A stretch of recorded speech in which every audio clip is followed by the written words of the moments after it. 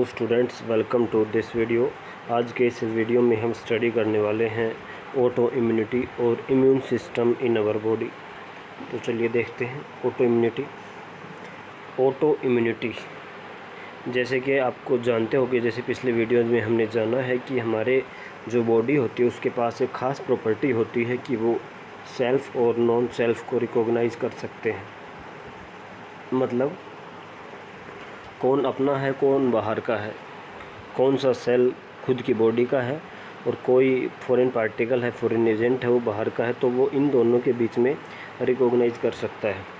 लेकिन कुछ केसेस के अंदर ऐसा होता है कि ये जो रिकॉग्नाइज़ करने की जो प्रॉपर्टी होती है वो खो जाती है। वो कोई जेनेटिक रीजन्स हो सकते हैं या कोई अननोन रीजन्स होते हैं, जिसके कारण वो अपने बॉडी के जो सेल्स होते हैं, जो खुद की बॉडी के सेल होते हैं, उसके ऊपर वो अटैक करता है, जिसके कारण वो खुद की बॉडी को ही डैमेज होता है और उसको हम कहते हैं ऑटो इम्यून रेस्पॉन्स। इसका एग्जांपल है आपका रूमेटॉइड आर्थराइटिस, जो कि अफेक्ट करता है जॉइंट को और जॉइंट्स पेन होता है। इसके अंदर हड्डियों का रोग है, आप जानते होंगे। तो ये एक फेमस हमारी सोसाइटी के अंदर डिजीज़ है, ऑटो इम्यूनिटी का एक एग्जाम्पल है। तो देखिए जल्दी से पढ़ते हैं। Memory based acquired immunity evolved in higher vertebrates based on the ability to differentiate foreign organisms from self cells। तो ये जो इम्यूनिटी जो मेनली जो किसके ऊपर डिपेंड है, तो वो डिपेंड है कि भाई वो जो हमारे इम्यून सिस्टम है वो डिफरेंशिएट कर सकता है फॉरेन ऑर्गेनिजम्स और सेल्फ सेल्स के बीच में। तभी वो जो बाहर का फॉरेन ऑर्गेनिज्म है उसको किल करता है और उसके बाद उसकी मेमोरी को रखता है। While we still do not understand the basis of this, two corollaries of this ability have to be understood। तो इसको हम समझते हैं।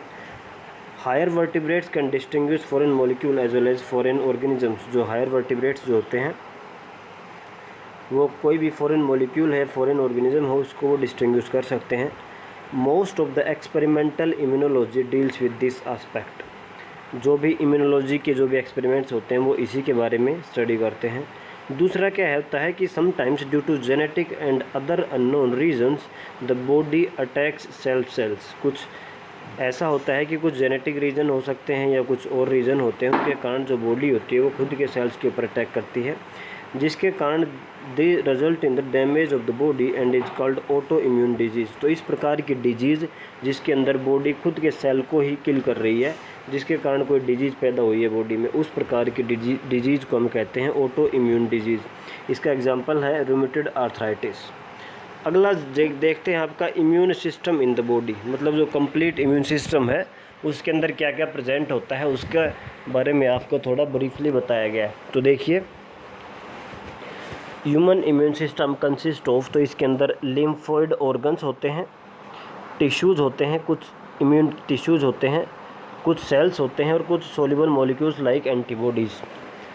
तो जो इम्यून सिस्टम है उसके अंदर मेनली कुछ ऑर्गन्स होते हैं जिसको हम लिम्फोइड ऑर्गन्स बोलते हैं। लिम्फोइड मतलब हमने जो पढ़े थे बी लिम्फोसाइट और टी लिम्फोसाइट, मतलब उनका जो रिलेशन रहेगा इनसे कुछ।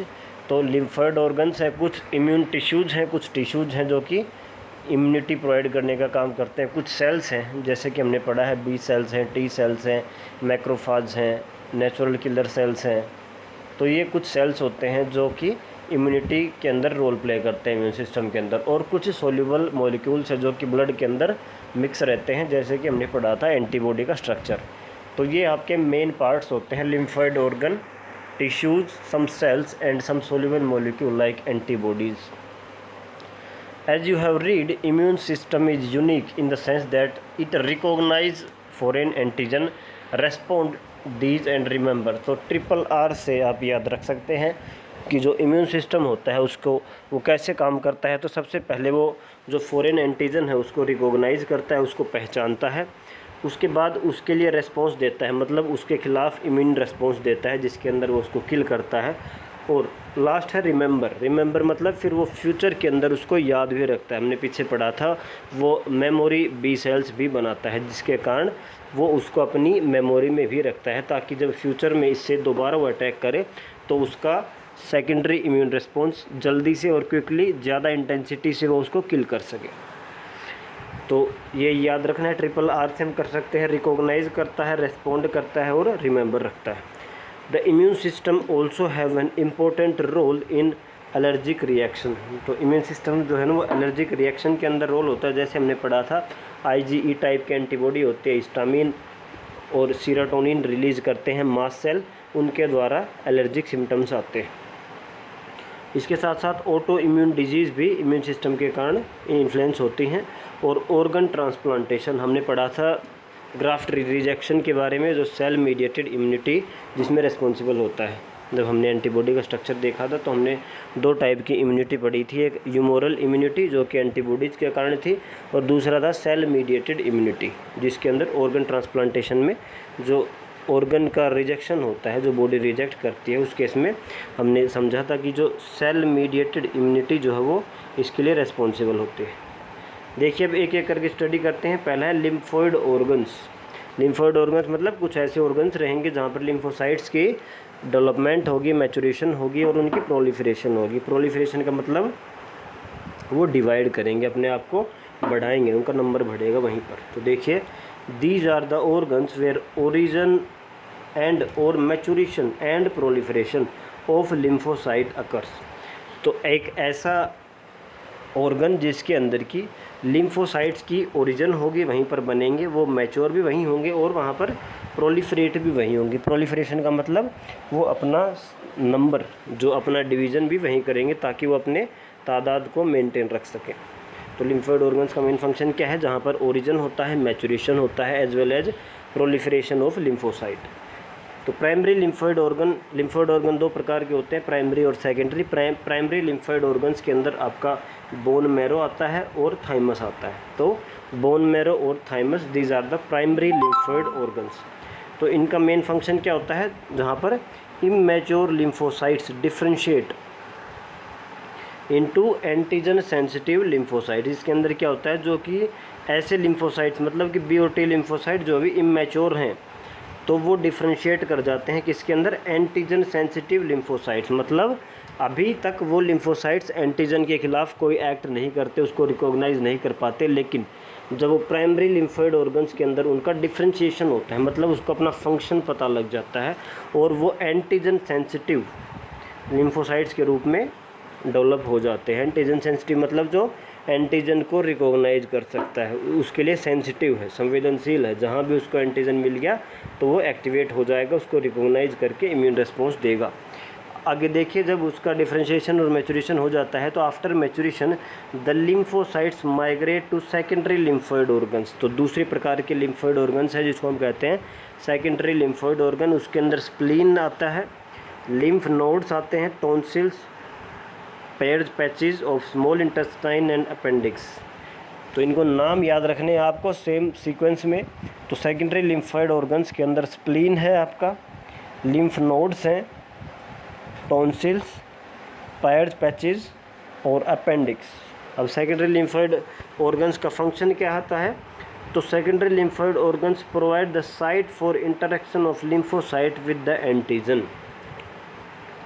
तो ये साइट मतलब ऐसी जगह का काम करता है जहाँ पर एंटीजन के साथ जब ये लिम्फोसाइट्स है वो इंटरेक्ट करते हैं, जो इंटरेक्शन का जो काम होता है, जहाँ पर एंटीजन और लिम्फोसाइट्स आपस में इंटरेक्ट करते हैं, लिम्फोसाइट उसको पहचानता है, तो वो जो है वो साइट जो वो जगह है वो प्रोवाइड कौन करता है? Secondary lymphoid organs, which then proliferate to become effector cells. तो मतलब अब ये यहाँ पर क्या होगा? जब वो रिकॉग्नाइज करते हैं एंटीजन को इंटरेक्शन से, उसके बाद वो यहाँ पर इफेक्टर सेल्स बन जाते हैं। और इफेक्टर सेल्स क्या होते हैं? जो कि उसको किल कर सकते हैं। तो सबसे पहले वो बने antigen sensitive lymphocytes primary lymphoid organ में, उसके बाद उन्होंने सेकेंडरी लिम्फोइड ऑर्गन्स के अंदर इंटरेक्शन किया एंटीजन से, और उसके बाद वो इफेक्टर सेल बने और इफेक्टर सेल उनको अभी किल कर सकता है एंटीजन को। The location of various lymphoid organs in the human body is shown in 8.5। तो ये लोकेशन दिया गया है कि भाई कहाँ पर आपके लिम्फोइड ऑर्गन्स प्रेजेंट हैं। तो ये देख सकते हैं कि जो डायग्राम के अंदर लिम्फ नोड्स के बारे में बताया गया है कि कहाँ पर लिम्फ नोड्स हैं। जैसे कि ये जो ब्लू डॉट दिखाए गए हैं आपके शोल्डर के एरिया में, नेक के एरिया में। इसके बाद जो थाइमस जो होती है वो आपके हार्ट के पास होती है, जो लास्ट में जो बोन होता है उसके नीचे थाइमस होता है। इसके साथ साथ जो लिम्फेटिक वेसल्स हैं वो नीचे भी प्रेजेंट रहते हैं। तो देखिए अब बोन मैरो के बारे में बात करते हैं। Bone marrow is the main lymphoid organ. जैसे कि हमने जाना है कि bone marrow main lymphoid organ है। लिम्फोइड ऑर्गन है जहाँ पर के all the blood cells including lymphocytes are produced. तो इसके अंदर जितने भी ब्लड सेल्स हैं उसके अंदर लिम्फोसाइट्स भी, मतलब बी और टी लिम्फोसाइट्स भी यहीं प्रोड्यूस होते हैं। एक्चुअली बोन मैरो के अंदर एक होते हैं HSC cells, haematopoietic stem cells होते हैं। हेमेटोपोइटिक स्टेम सेल क्या होते हैं? जो हर एक प्रकार के सेल्स को बनाने की कैपेबिलिटी रखते हैं। हेमेटोपोइटिक मतलब सिर्फ वो ब्लड सेल्स को ही बनाएंगे। तो इसके अंदर एक ऐसे सेल्स होते हैं जिसको हम कहते हैं HSC हेमेटोपोइटिक स्टेम सेल्स, जो कि हर प्रकार के ब्लड सेल्स को बनाने की कैपेसिटी रखते हैं। उसके अंदर लिम्फोसाइट्स भी आते हैं। इसके बाद थाइमस देखिए। Thymus is a lobed organ located near the heart. Location का हार्ट के पास प्रेजेंट है। बेंथ द ब्रेस्ट बोन, जो आपके चेस्ट के ऊपर जो बोन है उसके नीचे रहेगा। थाइमस का क्या है कि वो जब बर्थ के टाइम बहुत बड़ा होता है, मतलब उसका साइज ज़्यादा होता है। Thymus is quite large at the time of birth but keep reducing in size. लेकिन उसका साइज जो घटता रहता है विद द एज। जैसे जैसे एज बढ़ती है वैसे वैसे थाइमस का साइज घटता जाता है। And by the puberty it reduces a very small size. तो जैसे जैसे प्यूबर्टी या एडोलेसेंस तक जाता है तो बहुत ही छोटा साइज़ रह जाता है, और जो एज्ड लोग होते हैं उसके अंदर बहुत ही स्मॉल साइज़ का मिलता है। इसीलिए जो एज्ड लोग होते हैं उनके बीमार होने के चांसेस ज़्यादा होते हैं, क्योंकि वहाँ पर थाइमस का साइज़ है वो छोटा है। वहाँ पर जो टी लिम्फोसाइट्स हैं उसकी मैचुरेशन ढंग से नहीं हो पाती है। तो जो आपका बोन मैरो है, बी से याद रखना है, बोन मैरो के अंदर बी लिम्फोसाइट्स की ओरिजिन और मैचुरेशन होती है, और थाइमस के अंदर टी लिम्फोसाइट्स की मैचुरेशन होती है। देखिए, both bone marrow and thymus provide microenvironments for the development and maturation of T lymphocytes. B lymphocytes भी वहीं होती है और टी लिम्फोसाइट्स भी। अब देखिए स्प्लीन क्या है। तो स्प्लीन एक सेकेंडरी लिम्फोइड ऑर्गन है। Spleen is a large bean shaped structure होता है। It mainly contains lymphocytes. तो इसके अंदर लिम्फोसाइट्स मिलेंगे, बी और टी लिम्फोसाइट्स एंड फैगोसाइट्स, और ऐसे सेल जो कि फैगोसाइटोसिस करते हैं। तो स्प्लीन क्या है? स्प्लीन एक सेकेंडरी लिम्फोइड ऑर्गन है। हमने अभी पीछे पढ़ा है सेकेंडरी लिम्फोइड ऑर्गन करते क्या है। तो ये साइट प्रोवाइड करते हैं for the interaction of and lymphocytes, for the interaction of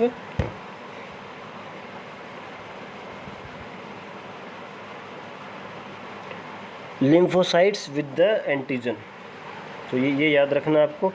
और ये क्या करता है? It acts as a filter of blood by trapping blood borne microorganisms. और ये क्या काम करता है? ब्लड के अंदर फिल्टर का काम करता है, ब्लड को छानने का काम करता है। मान लीजिए ये स्प्लीन है और इसके थ्रू जब ब्लड आता है तो वो इस साइड तो ब्लड प्योर होकर के जाता रहता है, और दूसरी साइड जो उसके अंदर माइक्रोब्स हैं वो बाहर निकल जाते हैं। तो ये एक फ़िल्टर का काम करता है, जहाँ पर ब्लड के अंदर जो माइक्रोब्स हैं उनको ट्रैप करने का काम होता है।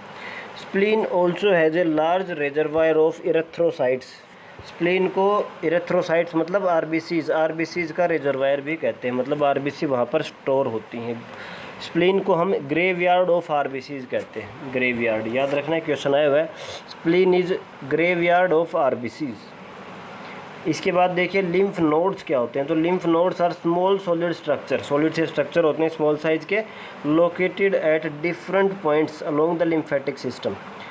तो अभी जो आपने डायग्राम में देखा इसके अंदर अलग अलग पॉइंट्स के जो लिम्फेटिक सिस्टम है इसके अंदर अलग अलग पॉइंट्स के ऊपर शरीर के अंदर स्मॉल सॉलिड स्ट्रक्चर्स प्रेजेंट होते हैं जिनको लिम्फ नोड्स कहते हैं। लिम्फ नोड्स का फंक्शन क्या होता है?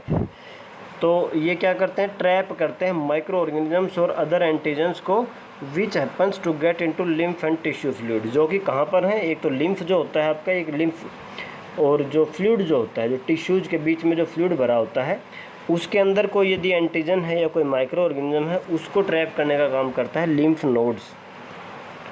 अब क्या होता है? Antigens present in lymph nodes are responsible for the activation of lymphocytes present there and cause the immune response. और ये काम कैसे करते हैं कि अगर एंटीजन को ट्रैप कर लिया है तो उसके बाद वो लिम्फोसाइट्स हैं उनको एक्टिवेट करता है, और वो लिम्फोसाइट्स क्या है? इम्यून रेस्पॉन्स देते हैं।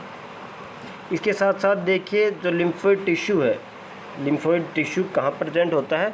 With in the lining of major tracts, जो आपके रेस्पिरेटरी ट्रैक है, डाइजेस्टिव ट्रैक है, यूरिनोजेनाइटल ट्रैक है, हर एक जो ट्रैक है यानी जो ओपनिंग है, जो रास्ता है, उसके अंदर जो है लिम्फोइड टिश्यू प्रेजेंट है। जैसे कि एग्जांपल दिया गया है, माल्ट है, mucosal associated lymphoid tissue. Malt आया हुआ है क्वेश्चन, माल्ट क्या होता है? म्यूकोसल एसोसिएटेड लिम्फोइड टिश्यू, जो कि आपकी जो ट्रैक्स हैं, मेजर ट्रैक्स है, रेस्पिरेटरी ट्रैक है, डाइजेस्टिव ट्रैक है, यूरिनोजेनाइटल ट्रैक है, इनके अंदर प्रेजेंट होता है म्यूकस। देखिए, it constitute of 50% of the lymphoid tissue in the human body.